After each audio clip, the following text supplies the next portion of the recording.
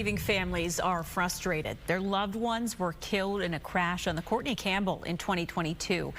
Prosecutors say the driver who hit them was drunk, and now he is on the run. Fox 13's Jordan Bowen spoke to the dad of one of the victims. Jordan, he says this has kept them from getting any closure.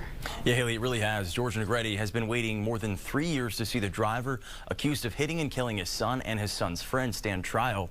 In April, they waited more than an hour for him to show up in court, but he never came, making him now a fugitive of the law.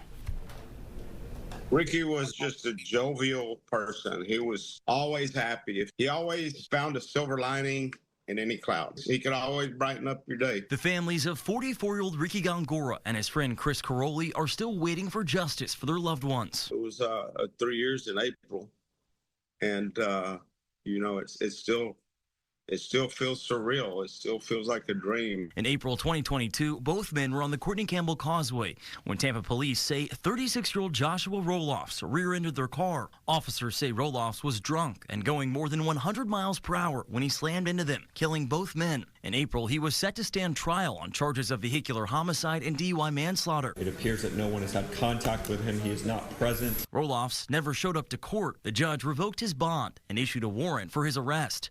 Gongora's dad, George Negretti, who lives in Texas, says he never should have been let out on bond. Just a mix of emotions, just, you know, disgusted at the system that he was even out on bail for, you know, a little more than $4,000, to think that he was out being a free man after having taken 2 lives. Roloffs used to be a Polk County deputy, but according to the sheriff's office, he was fired in 2015 after he was arrested for falsifying his time card. It's a grave injustice, and for him to be a fugitive now, you know, I think he's just a coward. You know, everybody has to answer for their actions, and you know, he took the easy way out. It's been more than 2 months since Roloffs was last seen.